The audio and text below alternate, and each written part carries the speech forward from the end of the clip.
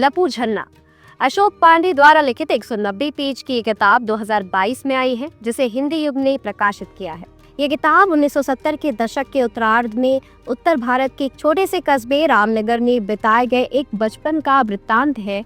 लपू झन्ना 9-10 साल के बच्चे की निगाह से देखी गई जिंदगी अपने इतने सारे देखे अनदेखे रंगों के साथ सामने आती है कि पढ़ने वाला गहरे मीठे नॉस्टैल्जिया में डूबने उतरने लगता है। सबसे ऊपर यह उपन्यास आम आदमी के जीवन और उसकी क्षुद्रता का महिमागान है। करेंगे किताब पर चर्चा, लेकिन उससे पहले अगर अभी तक आपने हमारा चैनल सब्सक्राइब नहीं किया है तो कर लीजिए। मैं हूँ ओशी और आप देख रहे हैं बुक बात।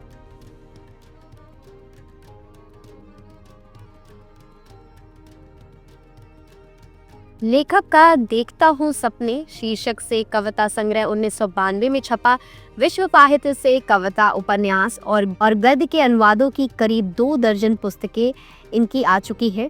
एक कथा संग्रह बब्बन कार्बोनेट और महिला विमर्श पर आधारित पुस्तक तारीख में औरत प्रकाशित हुई है।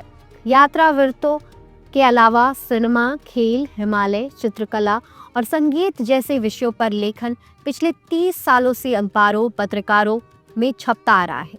चर्चित ब्लॉग कबाड़ खाना और उत्तराखंड की संस्कृति पर आधारित पहली वेबसाइट कॉफर ट्री की ये संस्थापक संपादक हैं। यह उनका पहला उपन्यास है। लपू झन्ना अशोक पांडे द्वारा लिखित उस्ताद और शागिर्द की खूबसूरत उपन्यास है, जो बचपन की दोस्ती को समझाने के लिए बहुत बड़ी गाथा है। लपू झन्ना बाकी उपन्यास से बहुत ही अलग है, क्योंकि इसमें कोई मारपीट, रोमांस या फिर किसी चीज की चाहत में पीछे भागते पात्र तो नहीं, लेकिन फिर भी बहुत कुछ है जो पढ़ने लायक है। इसमें 2 लड़कों के बचपन और उनकी दोस्ती की प्रति ईमानदारी है।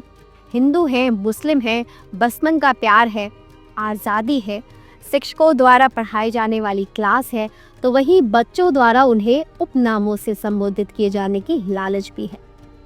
बचपन पर लिखे जाने वाले बहुत कम ही किताब लेखकों द्वारा लिखी जाती है, जो कि सबसे बड़ा सब्जेक्ट है, पर ज्यादातर लोग इस पर ध्यान नहीं देते। ये किताब 9 साल के अशोक और लफत्तू की कहानी है। अशोक के पिता अल्मोड़ा से ट्रांसफर होने के बाद पूरे पल्ला सहित रामनगर चले आ गए, जहां अशोक की मुलाकात उसी मोहल्ले में रहने वाले लफत्तू नाम की लड़के से होती है, जो कि उसका हम उम्र है, सहपाठी भी है।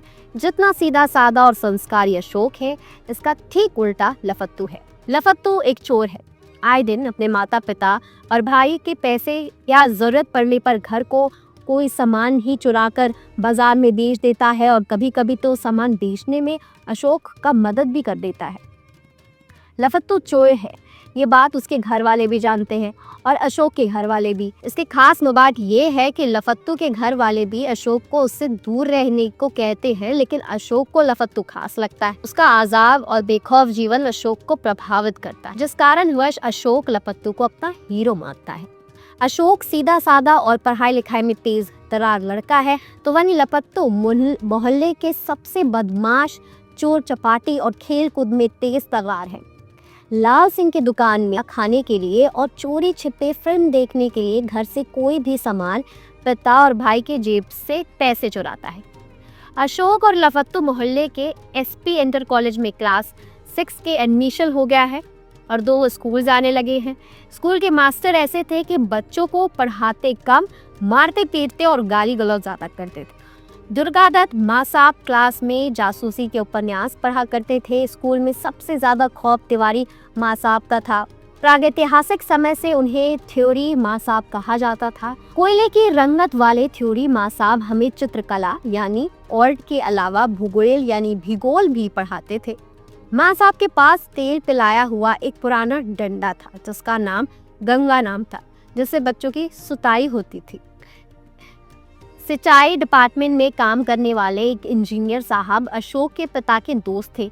उनका बेटा जियाउल अशोक का सहपाठी होने के नाते दोस्त था।